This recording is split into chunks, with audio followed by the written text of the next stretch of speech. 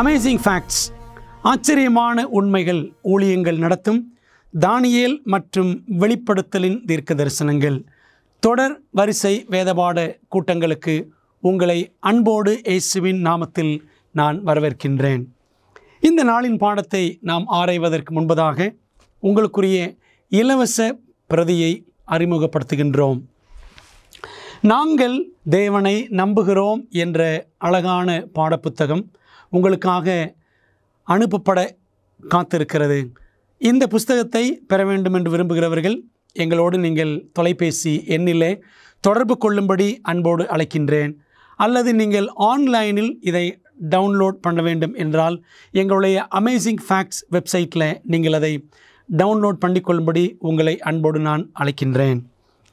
அன்பான தேவ பிள்ளைகளே, இந்த நாளில் நாம் படிக்கப் போகிற பாடம் நாங்கள் தேவனை நம்புகிறோம் என்ற ஒரு தலைப்பின் கீழே படிக்கப் போகின்றோம். வேதாகமத்தில் 3 முற்பிதாக்கள், ஆபிரகாம், ஈசாக்கு, யாக்கோபு.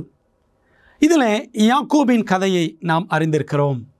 யாக்கோபு தன்னுடைய அண்ணனை ஒருமுறை ஏமாற்றுகிறான். பிற்பாடு கண் தெரியாத தன்னுடைய தகப்பன் ஈசாக்கை தாயின் சொல் கேட்டு அவன் ஏமாற்றினான். எதற்காக என்றால், சேஷ்டபுத்திர பாகத்தை, தலைமகனுக்குரிய ஆசீர்வாதத்தை தான் பெற வேண்டும் என்பதற்காக அவன் அப்படி செய்தான். அப்படி செய்தபடினாலே அவனுக்கு நேரிட்ட விளைவுகள் என்னென்ன என்று பார்த்தால், தன் தகப்பனையும் தன் தாயையும் தன்னுடைய குடும்பத்தை விட்டு அவன் பிரிந்து தூர தேசத்திற்கு போக வேண்டிய ஒரு சூழ்நிலை ஏற்பட்டது. அப்படி அவன் தனியனாக அவன் போகும் பொழுது மீண்டும் தன்னுடைய தாயையும் தகப்பனையும் சந்திப்பேனோ மாட்டேனோ என்ற ஒரு நிச்சயம் இல்லாதவனாகவே அவன் ஓட நேரிட்டது. அப்படி ஒரு நாள் அவன் தூர தேசத்திற்கு பிரயாணப்படும் பொழுது ஓர் இரவு நேரத்தில் ஒரு இடத்துல அவன் தனியாக கவலையோடு ஒரு கல்லை எடுத்து தலையணையாக வைத்து அவன் படுத்து உறங்க ஆரம்பிக்கிறான். இந்த சம்பவத்தை நாம் ஆதியாகமம் 28ஆம் அதிகாரம் 10 முதல் 22 வசனங்களிலே வாசிக்கிறோம். அப்படி அவன் தூங்கிக் கொண்டிருந்த இடத்துல திடீரென்று ஒரு மகிமையான ஒளி அங்கே பிரகாசிக்கிறது.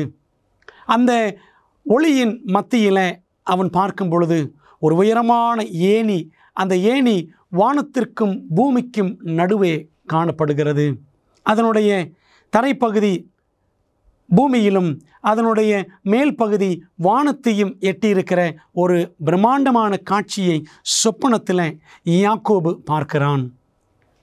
அன்பான தேவ பிள்ளைகளே, அந்த ஏணியில் தேவதூதர்களும் ஏறுகிறதும் இறங்குகிறதுமாய் இருந்தார்கள் என்று வேதம் சொல்லுகிறது. எல்லாவற்றுக்கு மேலாக அந்த ஏணியின் மேலே ஆண்டவராகிய இயேசு கிறிஸ்து அங்கே நின்று கொண்டிருந்தார். பிரியமான தேவ பிள்ளைகளே, இப்படி கலங்கி போய் வேதனையோடு தன்னுடைய குடும்பத்தை விட்டு பிரயாணித்து கொண்டிருந்த அந்த யாக்கோபுக்கு தேவன் வாக்குத்தத்தங்களை கொடுத்தார். என்ன வாக்குத்தத்தங்கள் என்றால், யாக்கோபு, நீ போகிற தேசத்தில் நான் உன்னோடு இருப்பேன், உன்னை வழிநடத்துவேன், உன்னை பராமரிப்பேன், உன்னை மீண்டும் சுகமாக உன்னுடைய தேசத்திற்கு நான் திரும்பவும் கொண்டு வருவேன். அது மட்டுமல்ல, ஆபிரகாமோடும் ஈசாக்கோடும் செய்த அதே உடன்படிக்கையை தேவன் யாக்கோபோடும் செய்கிறார். இந்த வாக்குத்தத்தங்களை பெற்றுக்கொண்ட யாக்கோபு தேவனை நோக்கி ஒரு பொருத்தனை செய்கிறான். என்ன பொருத்தனை தெரியுமா? ஆதியாகமம் 28ஆம் அதிகாரம் கடைசி 2 வசனங்களை படித்து பாருங்கள். தேவரீர் என்னை சுகமாக காத்து என்னை இங்கே திரும்பி வரப்பண்ணுவீர் என்று சொன்னால், தேவன் எனக்கு செய்யக்கூடிய எல்லா நன்மைகள் நிமித்தம் நான் உமக்கு தசம பாகம் செலுத்துவேன் என்று அவன் பொருத்தனை செய்கிறான். பிரியமானவர்களே, தசம பாகம் என்பது 10ல் 1. நம்முடைய வருமானத்தில் 10ல் 1 பங்கு தான் தசம பாகம் என்று அழைக்கப்படுகிறது. நான் அதை தேவனுக்கு செலுத்துவேன் என்று யாக்கோபு பொருத்தனை செய்கின்றான். 10ல் 1 பங்கு தேவனுடையது, தசமபாகம் தேவனுடையது.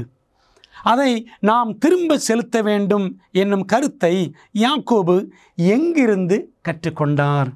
அதிகாரம் 14ஆம் அதிகாரத்தில் 18 மற்றும் 20ஆம் வசனங்கள், உன்னதமான தேவனுடைய ஆசாரியனாய் இருந்த சாலேமின் ராஜாவாகிய மெல்கிசேதேக்கு என்ற நபருக்கு, இவனுக்கு ஆபிராம் எல்லாவற்றிலும் தசம பாகம் கொடுத்தான் என்று வாசிக்கிறோம். யாக்கோபு தன்னுடைய தாத்தாவாகிய ஆபிரகாமிடத்திலிருந்து ஆசாரியர்களுக்கு தசமபாகம் கொடுக்கக்கூடிய அந்த நல்ல பழக்கத்தை, பரலோக திட்டத்தை அவன் கற்றிருந்தான். அதனால தான் யாக்கோபு தேவனிடத்தில் பொருத்தனை செய்கிறார். ஆண்டவரே, நான் உமக்கு தசமபாகம் செலுத்துவேன். நம்முடைய சம்பாத்தியத்தில் எந்த பகுதி தேவனுக்கு உரியது? வேதம் சொல்லுகிறது பாருங்கள். லேவியராகமம் 27:30 தேசத்திலே நிலத்தின் வித்திலும் விருட்சங்களின் கனியிலும் தசமபாகம் எல்லாம் கர்த்தருக்கு உரியது, அது கர்த்தருக்கு பரிசுத்தமானது என்று தேவன் சொல்லுகிறார். நாம் சம்பாதிக்கக்கூடிய சம்பாத்தியத்தில், நம்முடைய தோட்டத்தில், நம்முடைய வியாபாரத்தில் வரக்கூடிய எல்லா விளைவுகளிலும், எல்லாவித வருமானத்திலும் 10ல் 1 பங்கை நாம் தேவனுக்கென்று கொடுக்க வேண்டும். அது கர்த்தருக்கு பரிசுத்தமானது என்று நாம் வேதாகமத்தில் வாசிக்கிறோம். பிரியமான தேவ பிள்ளைகளே, ஆண்டவர் எதற்கு நமது வருமானத்தில் 10ல் 1 பங்கை கேட்கிறார்? நமது தசம்பாகத்தை கொண்டு தேவன் என்ன செய்கிறார்? வேதமே பேசுகிறது பாருங்கள். என்னாகமம் 18ஆம் அதிகாரம் முழுக்க வாசித்து பாருங்கள். தசம்பாகம் எதற்காக, யாருக்காக என்றெல்லாம் தேவன் அழகாக வர்ணித்திருக்கிறார்.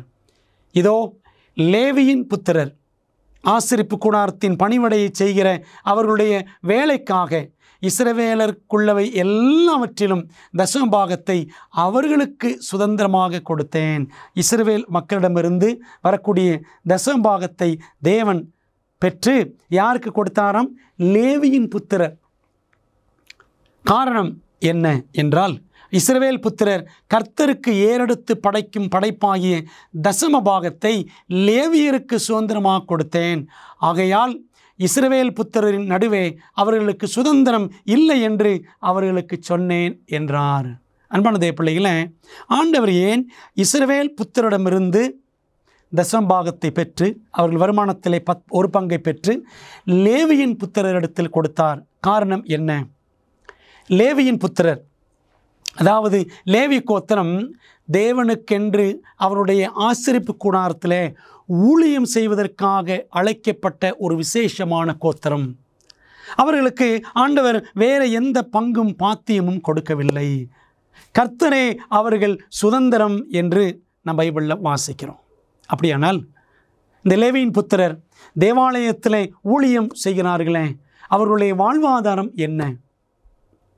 அதனால தான் தேவன் இஸ்ரவேல் புத்திரர் தங்கள் வருமானத்தில், தங்களுடைய விளைச்சலில் 10ல் 1 பங்கை தேவ ஊழியத்திற்கென்று இஸ்ரவேல் புத்திரர் லேவி கோத்திரத்தாருடைய வாழ்வாதாரத்திற்கென்று கொடுக்கும்படி தேவன் கட்டளையிட்டிருந்தார். இதை குறித்து நாம் புதிய ஏற்பாட்டிலே பார்க்கலாமா? 1 கொரிந்தியர் 9ஆம் அதிகாரம் 13-14 வசனங்களிலே பவுல் சொல்லுகிறார், ஆசாரிய ஊழியம் செய்கிறவர்கள் தேவாலயத்திற்குரியவைகளில் புசிக்கிறார்கள் என்றும், பலிபீடத்தை அடுத்து பணிவிடை செய்கிறவர்களுக்கு பலிபீடத்தில் உள்ளவைகளில் பங்கு உண்டென்றும் அறியீர்களா? அந்தபடியே சுவிசேஷத்தை அறிவிக்கிறவர்களுக்கு சுவிசேஷத்தினாலே பிழைப்பு உண்டாக வேண்டுமென்று கர்த்தரும் கட்டளையிட்டிருக்கிறார். யாரெல்லாம் ஆண்டவருக்காக ஊழியம் செய்கிறார்களோ அவர்களுக்கான பிழைப்பு, அவர்களுக்கான வாழ்க்கையை பராமரிக்கிற, தேவைகளை சந்திக்கிற செலவுகள் எங்கிருந்து பெறப்படும் என்றால், பணம் எங்கிருந்து இந்த ஆசாரியர்கள் பெற்றுக்கொள்ள முடியும் என்று சொன்னால், ஆண்டவர் வைத்திருந்த திட்டம் இதுதான், இந்த தசமபாக திட்டம். வருமானத்தில் 10ல் 1 பங்கை தேவனுக்கென்று கொடுக்க வேண்டும். அது அவருடைய ஊழியக்காரர்களுக்கென்று போய் சேரும்படி தேவன் திட்டமிட்டிருந்தார். அதை நாம் பழைய ஏற்பாட்டிலையும் வாசிக்கிறோம், புதிய ஏற்பாட்டிலையும் வாசிக்கிறோம். தசமபாகம் என்பது சிலுவையில் முடிவடைந்த மோசேயின் பழைய சடங்காச்சார பிரமாணமா? அநேகர் அப்படித்தான் நினைக்கிறாங்க. தசமபாகம் என்பது பழைய ஏற்பாட்டிலே இருக்கிற ஒரு பழக்கம், புதிய ஏற்பாட்டில் அதெல்லாம் தேவையில்லை, ஆண்டவர் இயேசு கிறிஸ்து அது பற்றியெல்லாம் ஒன்றும் சொல்லவில்லை என்று நினைக்கின்றார்கள். பாருங்கள், ஆதியாகமத்தில் 28 நம் ஆரம்பத்திலே படித்த பகுதி 20-22 வசனங்கள். அப்பொழுது யாக்கோபு, நான் தூணாக நிறுத்தின இந்த கல் தேவனுக்கு வீடாகும், தேவரீர் எனக்கு தரும் எல்லாவற்றிலும் உமக்கு தசமபாகம் செலுத்துவேன் என்று சொல்லி பொருத்தனை பண்ணிக்கொண்டான். அன்பான தேவ பிள்ளைகளே, மோசேயின் காலத்திற்கு பல நூற்றாண்டுகளுக்கு முன்பாகவே சீனாய் மலையிலே ஆண்டவர் 10 கட்டளைகள் மற்றும் சடங்காச்சார பிரமாணங்கள் போன்ற காரியங்கள் எல்லாவற்றையும் கொடுப்பதற்கு முன்பாகவே முற்பிதாக்களின் காலத்திலேயே நாம் இந்த தசமபாக திட்டத்தை பார்க்கிறோம். யாக்கோபின் காலத்தில் அல்ல, அதற்கு முன்பாக ஆண்டவர் ஆபிரகாம் காலத்திலேயே இந்த தசமபாகம் பழக்க வழக்கத்தில் இருந்தது என்று காண்பிக்கின்றார். அப்படியானால் இந்த தசமபாக திட்டம் என்பது இஸ்ரவேல் புத்திரர் எகிப்திலிருந்து வெளியே வந்த பிற்பாடு கொடுக்கப்பட்ட திட்டம் அல்ல. முற்பிதாக்களின் காலத்திலேயே தேவன் வகுத்து வைத்திருந்த ஒரு அற்புதமான திட்டம் என்பதை நாம் பார்க்கின்றோம். ஆனால் இயேசு தசமபாகம் குறித்து கண்டித்தார் அல்லவா? எங்கே வாசிக்கிறோம்? மத்தேயு 23:23, மாயக்காரராகிய வேதபாரகரே, பரிசேயரே, உங்களுக்கு ஐயோ, நீங்கள் ஒர்த்தலாமிலும் வெந்தயத்திலும் சீரகத்திலும் தசமபாகம் செலுத்தி என்ன செய்வார்களாம்? யூதர்கள் ஆண்டவருக்கு தசமபாகம் செலுத்துகிற விஷயத்தில் மிகவும் கவனமாயிருப்பார்கள். வெந்தயம் என்றால் வெந்தயத்தில் எண்ணி தசமபாகம் செலுத்துவார்களாம். ஒர்த்தலாம், சீரகம் எதை எடுத்துக்கொண்டாலும் அப்படியே எண்ணி கணக்காக அவர்கள் தசமபாகம் செலுத்துவார்களாம். ஆண்டவர் இயேசு கிறிஸ்து சொன்ன அந்த ஓமையில் கூட லூக்கா 18ஆம் அதிகாரம் 2 பேர் தேவாலயத்திற்கு சென்றார்கள். அதில் அந்த பரிசேயன் என்ன ஜெபித்தான்? ஆண்டவரே, நான் உமக்கு தசமபாகம் செலுத்துகிறேன் என்று சொன்னான். ஆகவே யூதர்கள் தசமபாகம் செலுத்துவதில் மிகவும் குறியாய் இருப்பார்கள். ஆனால் நியாயப்பிரமாணத்தில் கற்பித்திருக்கிற விசேஷித்தவைகளாகிய நீதியையும் இரக்கத்தையும் விசுவாசத்தையும் விட்டுவிட்டீர்கள் என்று ஆண்டவர் சொன்னார். ஏழை எளியோருக்கு அவர்கள் உதவி செய்யாமல் அவர்களை ஒடுக்கினார்கள் யூதர்கள். அதனால ஆண்டவர் சொல்றாரு, நீதி இரக்கம் இவையெல்லாம் செய்ய வேண்டும், விசுவாசத்தை விட்டுவிடக்கூடாது, இவைகளையும் செய்ய வேண்டும், அவைகளையும் விடாதிருக்க வேண்டும் என்று ஆண்டவர் சொன்னார். என்ன அர்த்தம்? இவைகளையும் செய்ய வேண்டும் என்றால் நீதி, இரக்கம், விசுவாசம் இவைகளையும் காண்பிக்க வேண்டும். அதே சமயத்தில் அவைகளையும் தசமபாகம் செலுத்துவதையும் விட்டுவிடாதிருக்க வேண்டும் என்று இயேசு சொன்னார். அப்படியானால் தசமபாகம் என்ற காரியத்தை ஆண்டவர் இயேசு கிறிஸ்து புதிய ஏற்பாட்டில் வேண்டாம் என்று சொல்லவில்லை, இவைகளையும் விட்டுவிடாதிருக்க வேண்டும் என்று சொன்ன பொழுது தசமபாக திட்டத்தை விட்டுவிடாதிருங்கள் என்று தான் அவர் புதிய ஏற்பாட்டிலே சொல்லியிருக்கிறார். தசமபாகத்தை குறித்த என்ன ஓர் அற்புதமான வாக்கு தத்தத்தை தேவன் கொடுத்தார். தசமபாகம் என்று சொன்ன உடனே நமது ஆலயங்களில் அதிகமாக நாம் கேட்கிற வசனம் மல்கியா 3:10, அற்புதமான ஆச்சரியமான தெய்வீக வாக்குத்தத்தம். என் ஆலயத்தில் ஆகாரம் உண்டாயிருக்கும்படி தசமபாகங்களை எல்லாம் பண்டசாலையிலே கொண்டு வாருங்கள், அப்பொழுது நான் வானத்தின் பலகணிகளை திறந்து இடங்கொள்ளாமல் போக மட்டும் உங்கள் மேல் ஆசீர்வாதத்தை வருஷிக்க மாட்டேனோ வென்று அதனால் என்னை சோதித்து பாருங்கள் என்று சேனைகளின் கர்த்தர் சொல்லுகிறார். அன்பான தேவ பிள்ளைகளே, ஆண்டவர் இந்த வாக்குத்தத்தத்தை கொடுத்து என்னை சோதித்து பாருங்கள், ஆண்டவர் என்னை சோதியுங்கள் என்று சொல்லுகிற ஒரு முக்கியமான இடம் இந்த இடம். எப்படி சோதிக்க வேண்டும்? உங்களுடைய தசமபாகங்கள் எல்லாவற்றையும் கொண்டு வந்து என்னுடைய ஆலயத்தில் பண்டசாலையில் நீங்கள் வையுங்கள். அப்போ நான் என்ன செய்வேன்? வானத்தின் பலகணிகளை திறந்து இடங்கொள்ளாமல் போக மட்டும் ஆசீர்வதிப்பேன். யாக்கோபு பண்ணின பொருத்தனை நினைவுக்கு வருகிறதா? ஆண்டவரே, நீர் என்னை ஆசீர்வதித்தால், எனக்கு வேண்டிய எல்லாம் கொடுத்தால் நான் உமக்கு தசம்பாகம் செலுத்துவேன். பாருங்களேன், இந்த யாக்கோபு தனி நபராக பதான் அராமுக்கு அவன் சென்றான். தகப்பன் தாயை விட்டு அவன் பிரிந்து செல்ல நேரிட்டது அவனுடைய தந்திரமான நடக்கைகளின் நிமித்தம். அப்படி போனவன் திரும்பி வரும்பொழுது எப்படி வந்தான் பாருங்கள். ஆதியாகமத்தில் 32ஆம் அதிகாரம் 10ஆம் வசனத்தில் வாசிக்கிறோம். தேவரீர், நான் இந்த யோர்தானை கடந்து செல்லும் பொழுது தன்னன் தனியனாய் நான் சென்றேன். ஆனால் இப்பொழுதோ இவ்விரண்டு பரிவாரங்களையும், அவனுடைய மனைவிமார்கள், பிள்ளைகள், ஆடு மாடுகள், வேலைக்காரர்கள் என்று சொல்லி 2 பரிவாரங்கள், பெரிய கூட்டமாக யாக்கோபு திரும்பி வருகிறான். அன்பான தேவ பிள்ளைகளே, தனியாக சென்றான். வரும்பொழுது ஒரு பெரிய படையாக, அணி அணியாக திரும்பி வந்தான். பிரியமான தேவ பிள்ளைகளே, இந்த யாக்கோபு தேவன் கொடுத்த வாக்கு தத்தத்தை அவன் ருசித்தான். தேவனுக்கு செலுத்த வேண்டிய தசம்பாகத்தை அவன் கண்டிப்பாக செலுத்தி இருந்திருக்க வேண்டும். பிரியமான தேவ பிள்ளைகளே, ஆகவே தேவன் சொல்லக்கூடிய இந்த வாக்கு தத்தத்தின்படி நாமும் நடப்போம் என்றால் தேவன் நம்மையும் நிறைவாக ஆசீர்வதிப்பார். தேவன் தமது ஜனங்களிடம் எல்லா தசம்பாகத்தையும் பண்டசாலைக்கு கொண்டு வர சொல்லுகிறார். இதற்கு என்ன அர்த்தம்?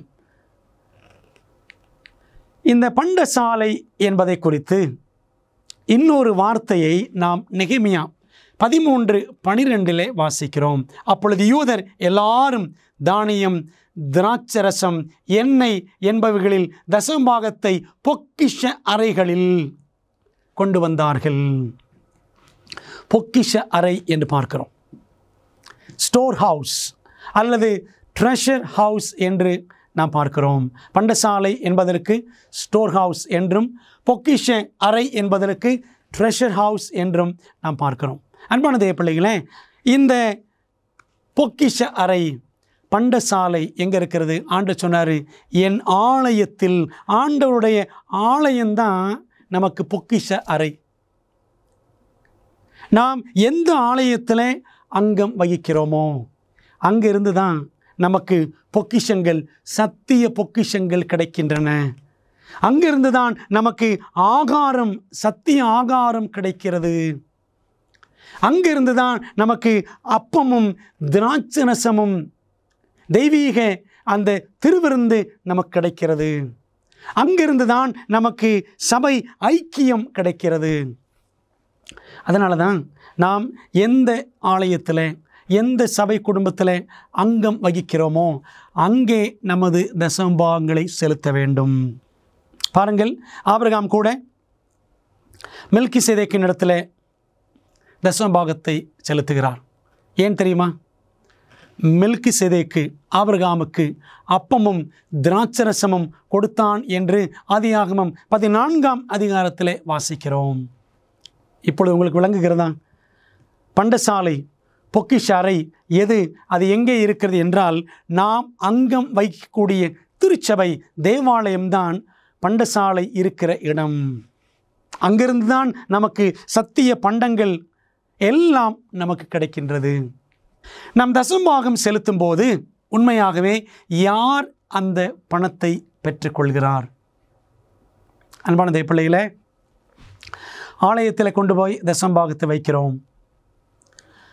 ஆண்டவருக்கு நம்முடைய பணம், காணிக்கை எல்லாம் தேவையா? அவசியமில்லை. ஆண்டவர் சொல்கிறார், வானமும் பூமியும் என்னுடையது, சமுத்திரம் எல்லாம் அவருடையது, காட்டிலே திரள் திரளாக இருக்கக்கூடிய மிருகங்கள், பறவைகள் எல்லாம் கர்த்தருடையது, வெள்ளியும் என்னுடையது, பொன்னும் என்னுடையது என்று ஆண்டவர் சொல்லுகிறார். நாம் கொடுக்கிற தசமபாகங்கள், காணிக்கைகள் நிமித்தம் ஆண்டவர் அவர் பணக்காரர் ஆவதற்கு அவர் ஒன்றும் வறுமையானவர் அல்ல. ஏன் நாம் கொடுக்க வேண்டும் என்றால், நீங்கள் கர்த்தராகிய கிறிஸ்துவை சேவிக்கிறதுனாலே சுதந்திரமாகிய பலனை கர்த்தராலே பெறுவீர்கள் என்று அறிந்து எதை செய்தாலும் அதை மனுஷர்களுக்கென்று செய்யாமல் கர்த்தருக்கென்றே மனப்பூர்வமாய் செய்யுங்கள். கொலோசையர் 3:23 வாசிக்கிறோம். தசம்பாகத்தை ஏதோ மனிதர்களுக்காக எங்களுடைய போதகர் கேட்பார், எங்களுடைய ஆலயத்திலே கேட்பார்கள், எங்களுடைய ஸ்தாபனத்திலே கேட்பார்கள், நான் இதில் வேலை செய்கிறேன் அதனால் கொடுத்துத்தான் ஆக வேண்டும். அப்படி அல்ல.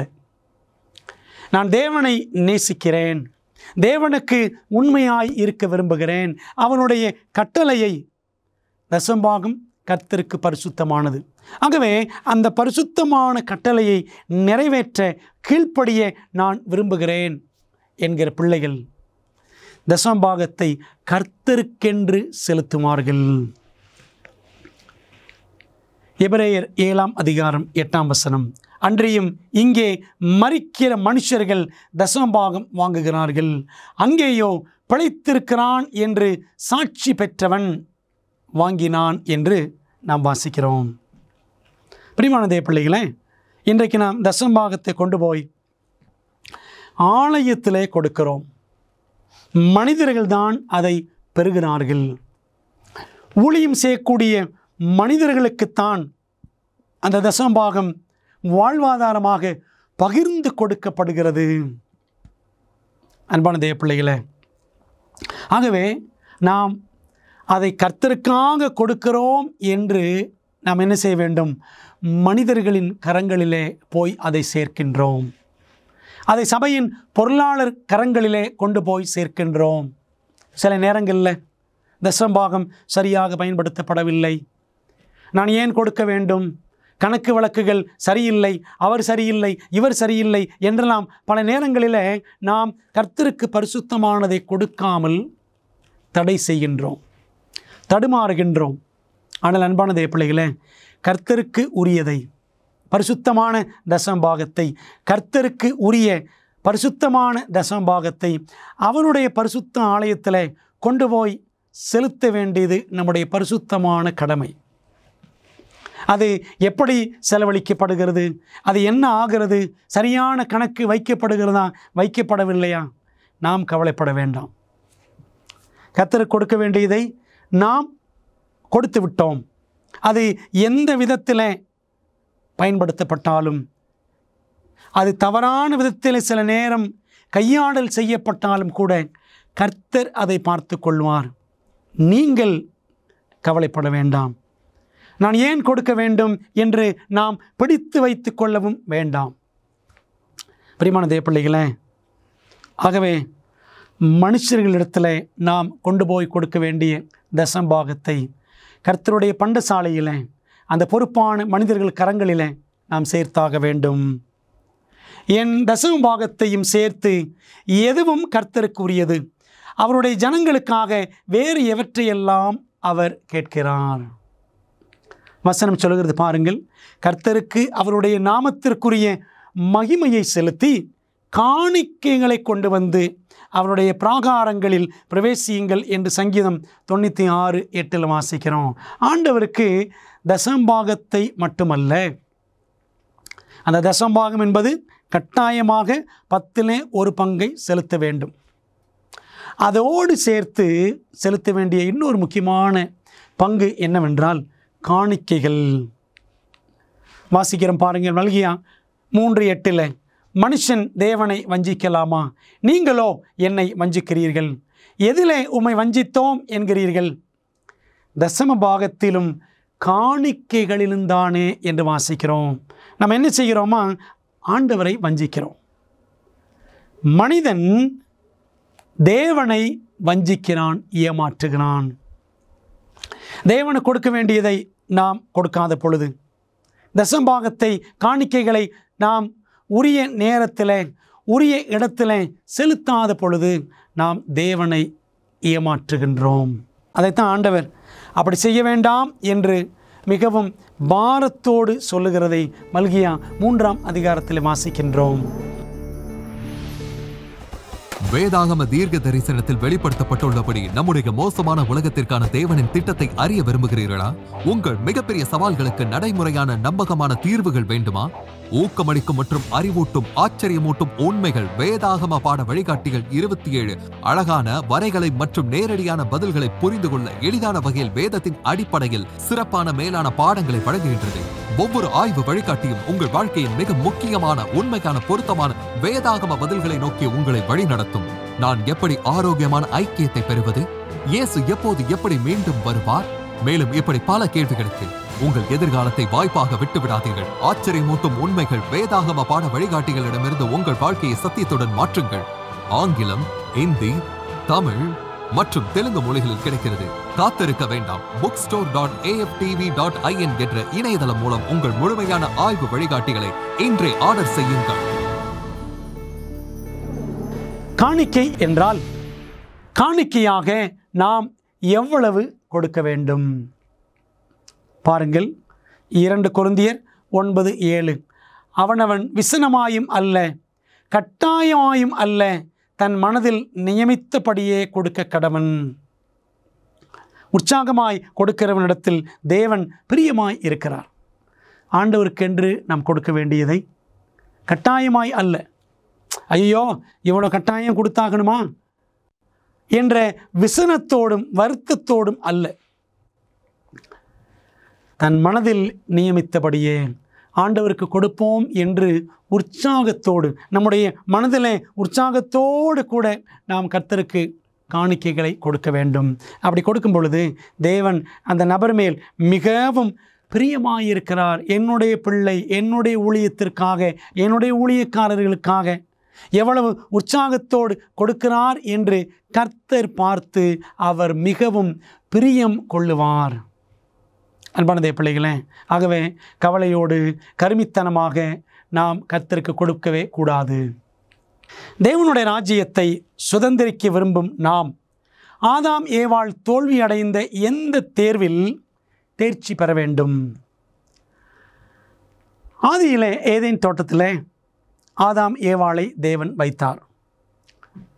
அவர்களுக்கு தேவன் சொன்னது என்ன? தோட்டத்தில் இருக்கிற எந்த விருட்சத்திலிருந்தும் நீங்கள் கனிகளை பறித்து புசிக்கலாம். ஆனால் தோட்டத்தின் நடுவில் இருக்கிற விருட்சத்தின் கனியை குறித்து தேவன் நீங்கள் சாகாதபடிக்கு அதை புசிக்கவும் அதை தொடவும் வேண்டாம் என்று சொன்னார் என்றால் ஆதியாகமம் 3:3 வாசிக்கிறோம். எந்த மரத்திலிருந்தும் கனி புசிக்கலாம், ஆனால் தோட்டத்தின் நடுவில் இருக்கக்கூடிய நன்மை தீமை அறியத்தக்க விருட்சத்தின் கனியை புசிக்க வேண்டாம் என்று தேவன் சொன்னார். அதை தொடக்கூடாது. தேவன் சொன்ன அந்த காரியத்திற்கு அவர்கள் கீழ்ப்படிய வேண்டும். பிரியமான தேவ பிள்ளைகளே, அந்த மரத்தை தேவன் வைத்த நோக்கம் என்ன? என் சொல்லுக்கு அவர்கள் கீழ்ப்படுகிறார்களா இல்லையா? உங்களுக்கு நான் சொன்னேன் அல்லவா, அதே போல தான் தசம்பாகம் என்ற ஒரு காரியம் தேவனுக்கு தேவையில்லை.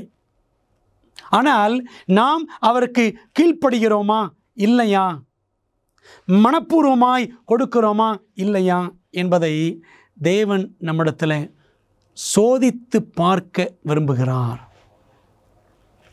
அவர் சொல்றாரு, என்னை சோதித்து பாருங்கள், மல்கியா 3:10.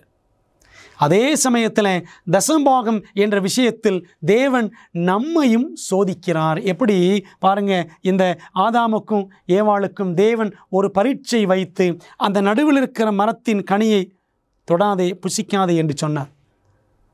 10 தசம்பாகத்தை எடுத்து நீ அதை தொடாதே, உன் சொந்த நோக்கத்திற்காக செலவழிக்காதே, அதை எடுக்க வேண்டாம் என்று தேவன் சொன்னார். ஆனால் பாருங்கள், ஏவாள் என்ன செஞ்சாலோ அதைத்தான் நாமும் செய்து கொண்டிருக்கிறோம். தேவன் எதை தொட வேண்டாம் என்று சொன்னாரோ அதை தொட்டு கொண்டிருக்கிறோம். எத்தனை பேர் தசம்பாகத்தில் கை வைக்கிறோம்? எத்தனை பேர் கொடுக்காமல் இருக்கிறோம்? எத்தனை பேர் அப்புறம் பார்த்துக்கலாம், அடுத்த மாதம் கொடுப்போம் என்று தள்ளி போடுகிறோம்? யோசித்து பாருங்கள். ஏவாள் செய்த அதே தவறைத்தான் இன்றைக்கு நாமும் தசமபாக விஷயத்தில் செய்து கொண்டிருக்கிறோம். தசமபாகத்தையும் காணிக்கையும் தேவனுக்கு செலுத்த மறுக்கும்போது நாம் எந்த கற்பனையை உடைக்கின்றோம்? ஆண்டவருக்குரிய அந்த பரிசுத்தமான தசம்பாகத்தை நாம் செலுத்தாமல் போகிற பட்சத்தில் ஒரு கட்டளையை மீறுகிறோம். எந்த கட்டளை தெரியுமா? 10 கட்டளைகளில் 8வது கட்டளை. எது 8வது கட்டளை? யாத்திராமத்தில் 20ஆம் அதிகாரம் 15ஆம் வசனம், களவு செய்யாதிருப்பாயாக என்று வாசிக்கிறோம். Thou shalt not steal. களவு செய்யாதிருப்பாயாக. அன்பானவர்களே, தேவனுக்குரிய தசம்பாகம் காணிக்கைகளை நாம் செலுத்தாவிட்டால் தேவனிடமிருந்து நாம் கொள்ளையடிக்கிறோம், பரலோகத்தை களவாடுகிறோம், ஊழிய தேவைகளிலிருந்து நாம் திருடுகிறோம் என்று பொருள். மனுஷன் தேவனை வஞ்சிக்கலாமா? நீங்களோ என்னை வஞ்சிக்கிறீர்கள், எதிலே உம்மை வஞ்சித்தோம் என்கிறீர்கள்? தசம்பாகத்திலும் காணிக்கைகளிலும் தானே. ஒரு பிள்ளை இருக்கிறான் என்று வைத்துக் கொள்ளுங்கள். அந்த பிள்ளை தன்னுடைய அப்பாவிடமிருந்து அவன் திருடுகிறான். ஒருவேளை அப்பா, சரி என் பிள்ளைக்கு தேவை இருக்குது, அவன் எடுத்துக்கொள்ளட்டும், இதில் என்ன இருக்கிறது என்று நினைக்கலாம். தாராளமாக ஒரு தகப்பன் இருந்து விடலாம். ஆண்டவன் நம்ம என்ன அடித்தா கொன்று விடுவார், தசம்பாகத்தில் எடுத்து செலவழித்தா என்ன, அப்படி ரொம்ப குறிப்பாக ஆண்டவர் கொடுக்கணுமா, ஆண்டவர் ஒன்றும் தண்டிக்க மாட்டார் அப்படின்னு நம்ம நினச்சி துணிகரமாக செயல்படலாம். ஆனால் பிரியமானவர்களே, பிள்ளையின் இடத்துல அந்த கெட்ட பழக்கம் வளர்ந்து கொண்டே இருக்கிறதே. தகப்பனிடமிருந்து திருடக்கூடிய அந்த திருட்டு செயல் வளர்ந்து கொண்டே இருக்கிறதே. அது அந்த பிள்ளைக்கு கேடு உண்டாக்கும் அல்லவா? பிரியமானவர்களே, சற்று யோசித்து பாருங்கள். நாம் தேவனை வஞ்சிக்கிறோமா? தேவனுக்குரியதை, பரிசுத்த தசம்பாகத்தை, காணிக்கைகளை செலுத்தாமல் 8ஆம் கட்டளையை மீறுகிறோமா? தேவனுடைய தசம்பாகம் மற்றும் காணிக்கையை தெரிந்தே திருடும்போது என்ன நடக்கும் என்று தேவன் கூறுகிறார். மல்கியா 3:9 வசனத்தை பாருங்கள். நீங்கள் சபிக்கப்பட்டவர்கள், ஜனத்தாராகி நீங்கள் எல்லாரும் என்னை வஞ்சித்தீர்கள். மல்கியாலே இருக்கு. ஆண்டவருடையதை நாம் களவாடினால், தேவனுக்கு உரிய பரிசுத்தமான பங்கை நாம் திருடினோம் என்று சொன்னால், வேதம் சொல்லக்கூடிய அந்த வார்த்தையை பாருங்கள், நீங்கள் சபிக்கப்பட்டவர்கள். நம்முடைய வாழ்க்கையில் நிறைவான நன்மைகள் இருக்காது, குடும்பத்தில் மகிழ்ச்சி இருக்காது, உடலில் ஆரோக்கியம் இருக்காது. தேவனுடைய கட்டளையை மீறும் பொழுது சாபம் உண்டாகும் என்பதை வசனமே நமக்கு தெளிவாக சொல்லுகிறது. ஆதாம் ஏவாளை பாருங்கள். ஆண்டோடைய கட்டளையை அந்த தோட்டத்தின் நடுவில் இருக்கிற மரம் என்ற விஷயத்தில் அவர்கள் மீறினார்கள். அதனால தான் இன்றைக்கு உலகத்தில் 6000 ஆண்டு கால சாபங்கள், பாவத்தினுடைய கொடிய விளைவுகளை கண் முன்னாக நாம் பார்த்து கொண்டிருக்கிறோம். அன்பான தேவப்பிள்ளைகளே, தேவன் கொடுத்திருக்கிற இந்த கட்டளை, தசம்பாகம் காணிக்கைகளை கர்த்தருக்கென்று செலுத்த வேண்டும் என்ற சட்டத்தை நாம் உண்மையாய் உயிரோடு இருக்கிற வரைக்கும் நாம் கடைபிடித்தாக வேண்டும். வசனம் சொல்கிறது பாருங்கள், திருடரும் தசம்பாகத்தை காணிக்கைகளை திருடுகிறவர்கள், தேவனுக்கு கொடுக்காமல் பிடித்து வைத்துக் கொள்ளுகிறவர்கள், திருடரும் பொருளாசைக்காரரும். ஆண்டவருக்கு கொடுக்க முடியாமல் நாம் எனக்கு இன்னும் வேணும், எனக்கு இதுவே போதாது என்று நினைக்கிறோமா? பொருளாசைக்காரர், வெறியர், உதாசீனர், கொள்ளைக்காரர். கொள்ளையடிக்கிறோமா? ஆண்டவருக்குரியதை செலுத்தாமல் நாம் அபகரிக்கிறோமா? இப்படிப்பட்டவர்கள் தேவனுடைய ராஜ்யத்தை சுதந்தரிப்பதில்லை என்று 1 கொரிந்தியர் 6ஆம் அதிகாரம் 10ஆம் வசனத்தில் வாசிக்கிறோம். ஆகவே தேவ பிள்ளைகளே, இந்த பொருளாசை என்பது மிகவும் அபாயகரமானது. ஏன் பேராசை மிகவும் ஆபத்தானது? பொருளாசையை பேராசை என்றும் நாம் சொல்லுகிறோம். வசனம் சொல்லுது பாருங்க, உங்கள் பொக்கிஷம் எங்கே இருக்கிறதோ அங்கே உங்கள் இருதயமும் இருக்கும். லூக்கா 12:34. நம்முடைய பொக்கிஷங்களை நாம் எங்கே சேர்க்கிறோம்? பூமியிலே சேர்க்கிறோமா? பரலோகத்திலே சேர்க்கிறோமா? நமக்காகவே சேர்க்கிறோம் என்றால் பூமியிலே சேர்க்கிறோம். ஆண்டவருக்காக சேர்க்கிறோம் என்றால் பரலோகத்திலே சேர்க்கிறோம். ஊழியத்திற்காக கொடுக்கும் பொழுது பரலோகத்திலே சேர்க்கிறோம். ஆத்துமாக்கள் ரட்சிக்கப்பட வேண்டும் என்பதற்காக கொடுக்கும் பொழுது பரலோகத்திலே சேர்க்கிறோம். கீழ்ப்படிந்து கொடுக்கும் பொழுது பரலோகத்திலே சேர்க்கிறோம். தேவனுடைய மகிமைக்கென்று கொடுக்கும் பொழுது, உற்சாகமாய் கொடுக்கும் பொழுது பரலோகத்திலே சேர்க்கிறோம். அன்பான தேவ பிள்ளைகளே, ஆகவே நம்முடைய பொக்கிஷம் எல்லாவற்றையும் நாம் வைக்க வேண்டிய இடம் பரலோகம். பூலோகத்திலே தேவனுடைய பண்டசாலை, அங்கே வைத்தால் நம்முடைய பொக்கிஷம் எல்லாம் பரலோகத்திலே வைக்கப்படுவதற்கு சமம். நம்முடைய இருதயம் ஆண்டோடைய ஆலயத்திலும் ஊழியத்திலும் ஆத்தும ஆதாயத்திலும் பரலோகத்திற்கு போய் சேர வேண்டும் என்ற அந்த நோக்கத்திலுமே நாம் கர்த்தருக்கென்று கொடுக்க வேண்டும். நாம் இயேசுவின் தசம்பாகம் மற்றும் காணிக்கையை திருடும்போது தேவன் அதை எவ்வாறு பார்க்கிறார்?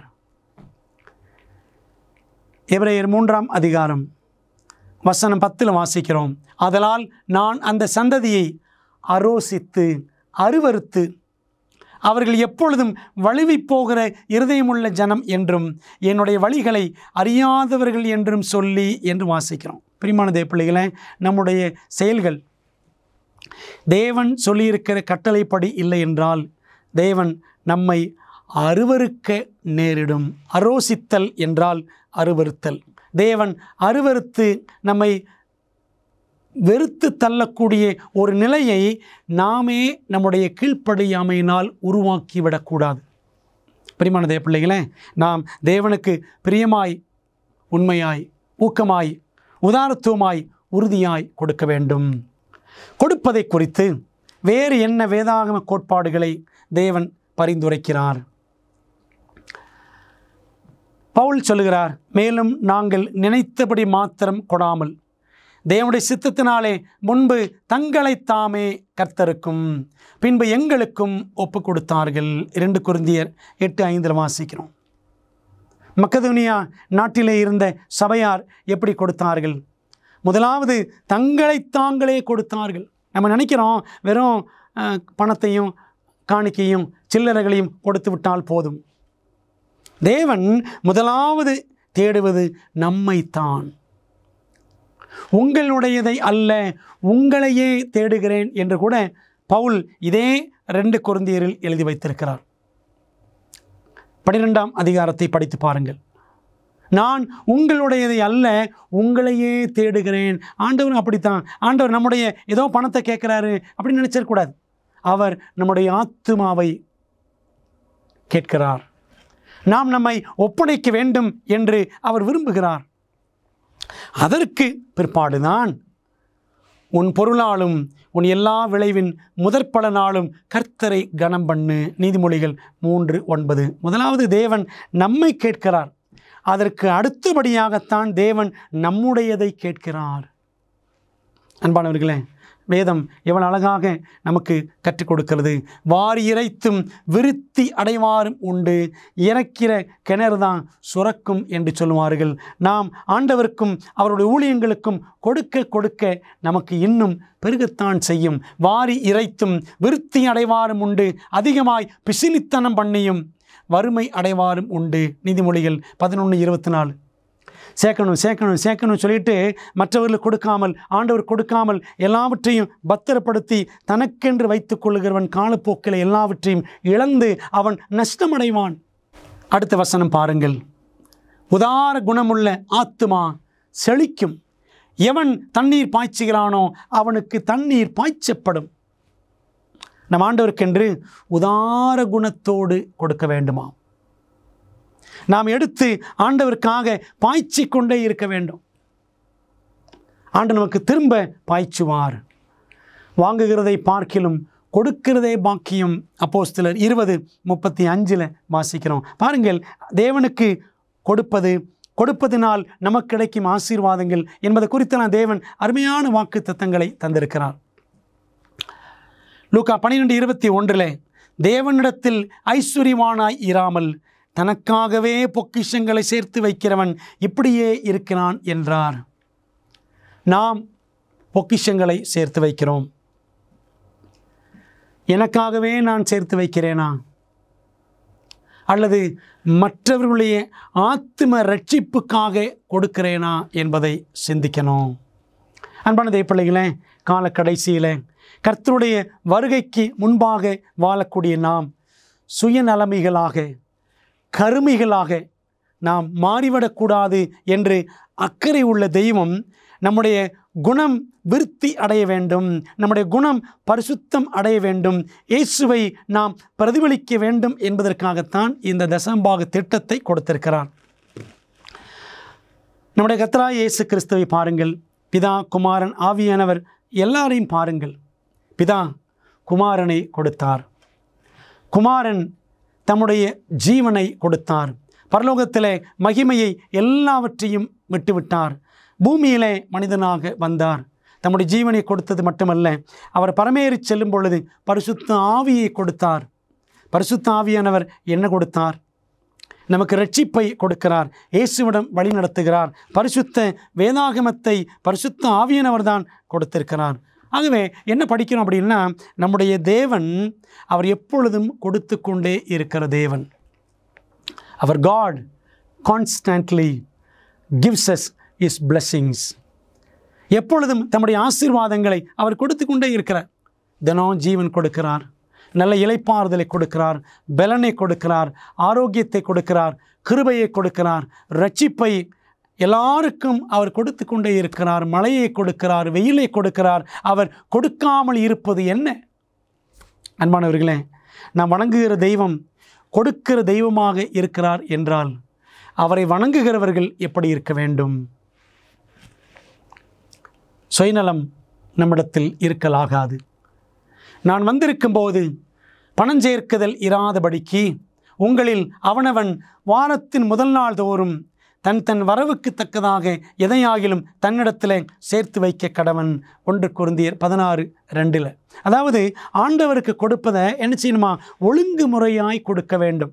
சிஸ்டமேட்டிக் பெனவலன்ஸ் என்று சொல்லுவார்கள். ஆண்டவருக்கென்று கொடுப்பதை ஒழுங்குமுறையாக திட்டமிட்டு கொடுக்க வேண்டும்.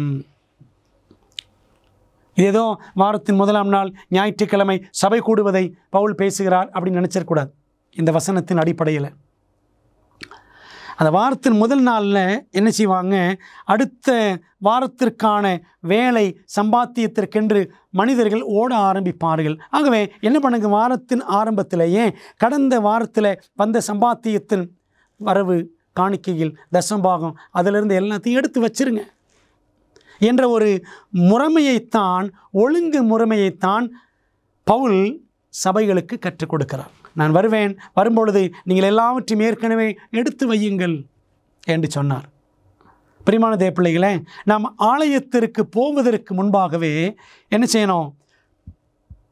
தசம்பாகம், காணிக்கைகள் எல்லாவற்றையும் எடுத்து நாம் ஆயத்தமாக வைத்திருக்க வேண்டும். தசம்பாகம் எவ்வளோ கொடுக்கணும், காணிக்கை ஆண்டுக்கு எவ்வளோ கொடுக்கணும், எல்லாவற்றையும் நம்ம ஜெபத்தோடு திட்டம் பண்ணி குடும்பத்திலே பிள்ளைகளுக்கு, கணவன், மனைவி எல்லாருக்கும் கொடுக்க வேண்டிய காணிக்கை தசம்பாகங்களை சரியாக எடுத்து வைத்திருக்க வேண்டும். அப்படி நாம் திட்டமிட்டு தேவனுக்கென்று ஒழுங்குமுறையோடு கொடுக்கிறோமா? யோசித்து பார்ப்போம். உன் தேவனாய் கர்த்தர் உனக்கு அருளிய ஆசீர்வாதத்திற்கு தக்கதாக அவனவன் தன் தன் தகுதிக்கு ஏற்றபடி காணிக்கையை கொண்டு வர கடவன். உபாகமம் 16:17. பைபிளில் நமக்கு தெரியுமல்லவா?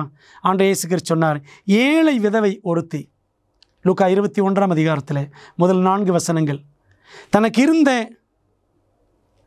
ஒரு துட்டுக்கு சமமான 2 காசு இருக்கிறத அப்படியே அவள் போட்டு விட்டாள். நம்முடைய தகுதி என்ன? அதற்கு ஏற்றபடி நாம் தேவனுக்கு கொடுக்க வேண்டும். அன்பான தேவப்பிள்ளைகளே, யாக்கோபு அந்த சொப்பனத்தில் ஏணியை கண்டான். அந்த ஏணி எதை குறிக்கிறது? பாருங்கள், வானம் திறந்திருக்கிறதையும் தேவதூதர்கள் மனுஷகுமாரனிடத்திலிருந்து ஏறுகிறதையும் இறங்குகிறதையும் நீங்கள் இது முதல் காண்பீர்கள் என்று மெய்யாகவே உங்களுக்கு சொல்லுகிறேன் என்றார்.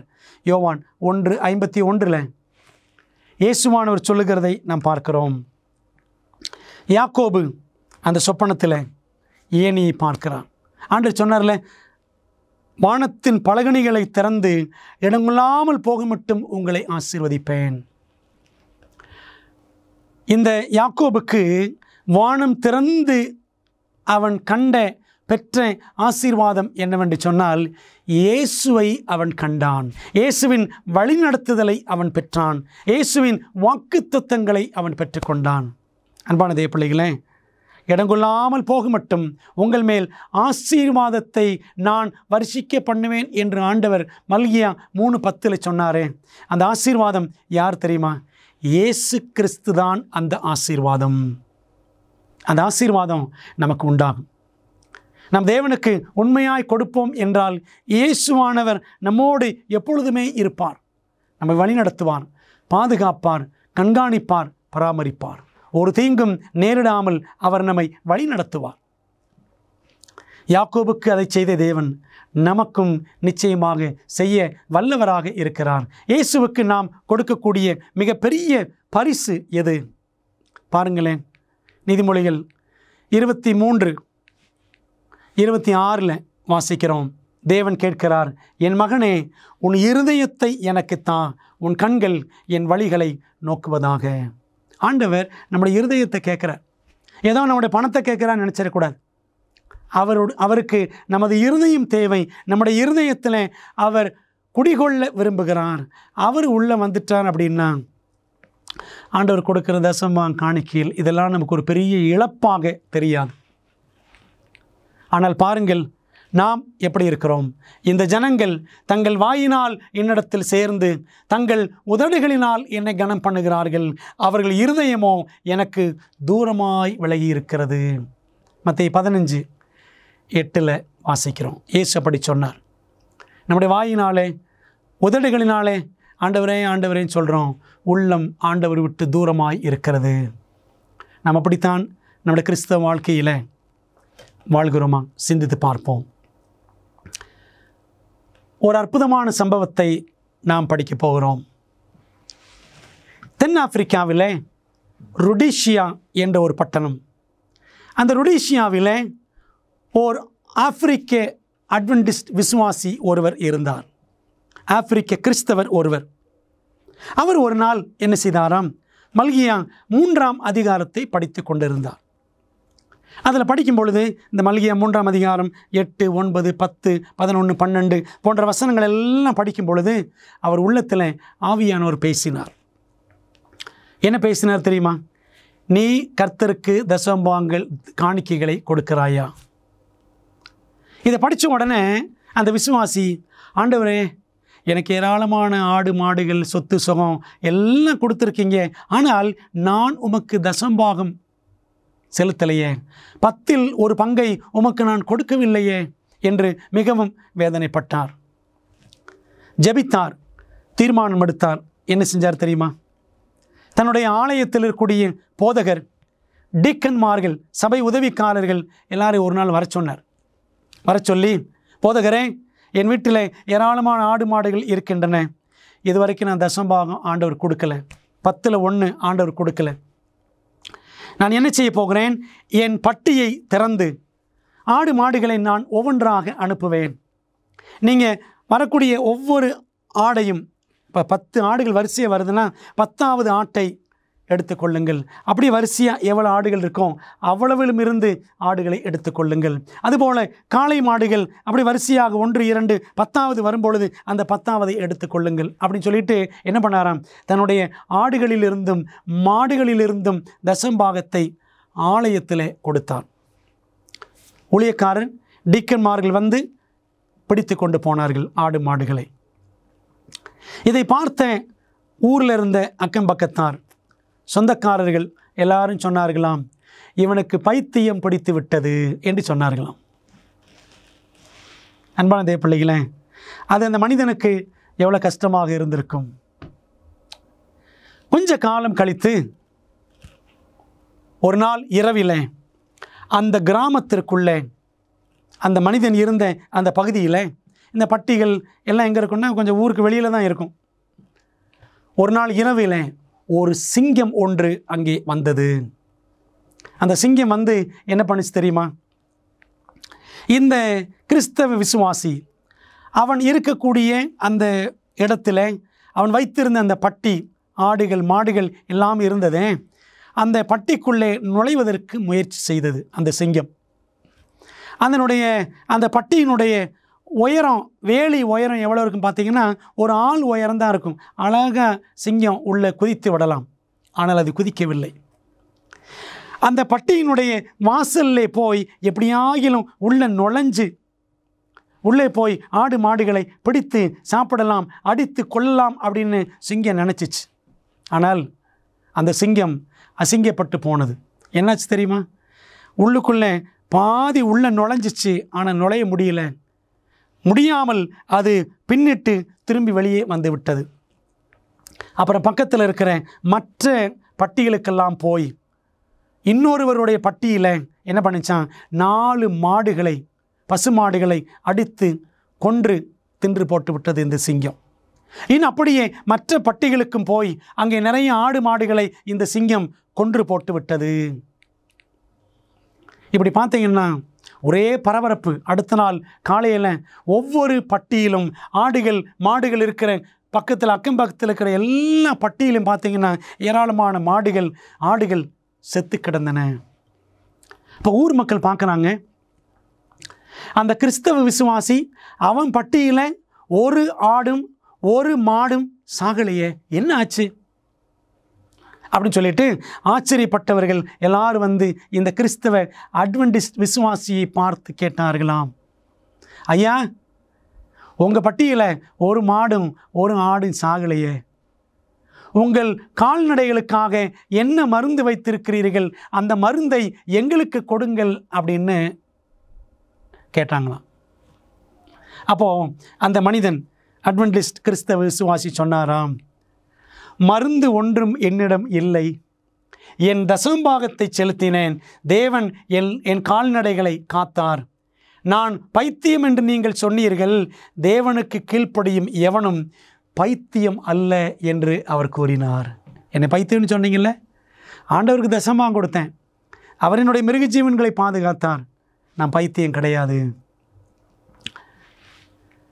கால்நடைகளின் பாதுகாப்புக்கான பரலோக பூச்சி மருந்து அப்படின்னு அவர் சொன்னாராம். மல்கியா 3ஆம் அதிகாரம் 10ஆம் வசனம் 11ஆம் வசனம். ஆண்டவருக்கு தசமபாகம் கொடுத்தால் கர்த்தர் என்ன செய்வார், உங்களை அவர் நிறைவாக ஆசீர்வதிப்பார், குறையே இருக்காது. அந்த வாக்கு தத்துவம் இதுதான். என் ஆலயத்தில் ஆகாரம் உண்டாயிருக்கும்படி தசமபாகங்களை எல்லாம் பண்டசாலையிலே கொண்டு வாருங்கள், அப்பொழுது நான் வானத்தின் பலகணிகளை திறந்து இடங்கொள்ளாமல் போக மட்டும் உங்கள் மேல் ஆசீர்வாதத்தை வருஷிக்க மாட்டேனோ என்று அதனால் என்னை சோதித்து பாருங்கள் என்று சேனைகளின் கர்த்தர் சொல்லுகிறார். அடுத்த வசனம், பூமியின் கனியை பட்சித்து போடுகிறவைகளை, அது அப்படியே இங்கிலீஷில் படித்து பாருங்க, பட்சித்து போடுகிறவனை அப்படின்னு இருக்கும். யாரு? பிசாசு. பூமியின் கனியை பட்சித்து போடுகிறவனை உங்கள் நிமித்தம் கண்டிப்பேன், அவைகள் உங்கள் நிலத்தின் பலனை அளிப்பதில்லை, வெளியில் உள்ள திராட்சை கொடி பழமில்லாமல் போவதும் இல்லை என்று சேனைகளின் கர்த்தர் சொல்லுகிறார். அன்பான தேவ பிள்ளைகளே, சார்ல்ஸ் ஸ்பர்ஜன் சொல்லுகிறார், many are poor because they rob God. Many churches also miss the visitations of the Spirit because they starve their ministers என்று சொல்லுகிறார். என்ன அர்த்தம்? தேவனை வஞ்சிப்பதால் அநேகர் ஏழைகளாக இருக்கின்றனர். அநேகம் திருச்சபைகளும் ஆவியானவரின் சந்திப்புகளை தவறவிடுகின்றனர். காரணம், தங்கள் ஊழியக்காரர்களை பசியால் அழியச் செய்கின்றனர். நாம் தேவனை கொள்ளையிடுவதை நிறுத்துவோம். தேவனுக்கு கொடுக்கும் பொழுது தேவனுடைய ஊழியங்களுக்கு கொடுக்கிறோம், தேவனுடைய ஊழியக்காரர்களுக்கு நாம் கொடுக்கிறோம். தசமபாகம் மற்றும் காணிக்கையில் நாம் உண்மை உள்ளவர்களாய் இருக்கும்போது நாம் நமது வாழ்க்கையில் செய்யும் அனைத்து காரியங்களிலும் இயேசு நம்முடன் பங்கு பெறுகிறவராய் இருக்கிறார். தசமபாகம் மற்றும் காணிக்கையை நீங்கள் செலுத்துவதன் மூலம் அவர் உங்கள் கூட்டாளியாக, உங்கள் நண்பராக மாறும்படி அவரை அழைக்க உங்களுக்கு விருப்பமா? ஜெபம் செய்வோம். நல்ல பிதாவே, நீங்கள் கொடுத்திருக்கிற தசமபாக திட்டத்திற்காக நன்றி. எங்களுடைய கீழ்ப்படிதல், நாங்களும் காட்ட வேண்டிய அன்பு, நம்பிக்கை, இவை எல்லாவற்றையும் வெளிப்படுத்த வேண்டும் என்று ஆண்டவர் இந்த திட்டத்தை தந்திருக்கிறீர். நாங்கள் இதை புறக்கணிக்காதபடி, உம்மை கொள்ளையிடாதபடி ஆண்டவரே எங்களை காத்துக்கொள்ளும். தேவனே, உம்முடைய ஊழியக்காரர்களுக்கு கொடுக்கிறவர்களாய் எங்களை மாற்றும். ஊழியங்களை தாங்குகிறவர்களாய் எங்களை மாற்றும். உமக்கு கீழ்ப்படுகிறவர்களாய் எங்களை நடத்தும். இயேசுவின் நாமத்தில் ஜெபிக்கிறோம் நல்ல பிதாவே, ஆமேன். பிரியமானவர்களே, தேவன் உங்களை ஆசீர்வதிப்பாராக. மீண்டும் அடுத்த வேத பாடத்தில் சந்திப்போம். ஆமேன். அமேசிங் ஃபேக்ட்ஸ் என் வாழ்க்கையில் ஒரு நல்ல தாக்கத்தை அமேசிங் ஃபேக்ட்ஸ் உண்மையிலேயே என் வாழ்க்கையில் ஒரு பெரிய தாக்கத்தை செயலாக்கம் தான் இன்று என்னை இங்கே நிற்க வச்சிருக்கு. நான் குற்றப்படுத்தப்படலை, ஆனால் அதை குறித்து சந்தோஷம். வேதாகமத்தை படிக்க ஆரம்பித்தேன். நான் செவன்த் அட்வென்டிஸ்ட் சபையில் ஒரு அங்கமாக ஞானஸ்நானம் கொடுத்த ஜீவனை குறித்து இன்னும் அநேக காரியங்கள் இருக்க வேண்டும். கொடுக்கப்பட்ட செய்தி மிகவும் வல்லமை வாய்ந்ததாக இருந்தது. அமேசிங் ஃபேக்ட்ஸ் 55 வருடங்களுக்கு மேலாக தேவனுடைய நற்செய்தி உலகமெங்கும் அறிவித்து வருகிறது. அப்புறமா அமேசிங் ஃபேக்ட்ஸ்க்கு இடையில லோகோ வரும். இதற்கு முன்பாக நிறைய பேர் பேசுகிறத நான் கேள்விப்பட்டிருக்கிறேன். ஆனால் இவர் பேசுகிறத முதன்முறையாக நான் கேட்டேன். இவர் ஏதோ ஒன்றை குறித்து சொல்லும்போது நான் உடனே வேதத்தை எடுத்து அதை கண்டுபிடிக்கணும்னு ஆசைப்பட்டேன். ஏன்னா நான் இதுக்கு முன்பாக அதை பற்றி நான் கேள்வியே பட்டதில்லை. எனவே நான் வேத பாடங்களை படிக்க துவங்கினேன். நான் உட்பட இங்கு இருக்கும் ஒவ்வொரு நபரும் மாற்றம் பெற துவங்கினோம். கடவுளே, எனக்கு ஏன் இப்படி நடந்தது என்பது என் வாழ்க்கையில் ஒரு கேள்வியாக இருந்தது. தேவன் என்னத்தை பேசினாரு. நான் உண்மையாகவே அவர் தான் என் தகப்பன் என்பதை கண்டேன். நான் என் வாழ்க்கையில் எல்லாத்தையும் இழந்தேன். இப்போதான் ஆண்டவர் என் வாழ்க்கையில் இல்லைங்கிறதே நான் உணர்ந்தேன். நான் ஒரு தீர்க்க தரிசன பாட வகுப்புக்கு சென்றேன். அது என்னை சுக்குநூறாக உடைத்தது. இச்செய்தி மிகவும் வல்லமை வாய்ந்ததும் மறுக்க முடியாத உண்மையுமாக இருந்தது. இது மிகவும் ஆச்சரியமாக உள்ளது. 50 வருடங்களுக்கும் மேலாக அமேசிங் ஃபேக்ட் ஊழியங்கள் நற்செய்தியை உலகம் முழுவதும் பகிர்ந்து கொண்டிருக்கிறது. இயேசுவின் சித்தத்தின்படி அனைத்து மக்களுக்கும் நித்திய சுவிசேஷத்தை அறிவித்துக் கொண்டிருக்கிறது.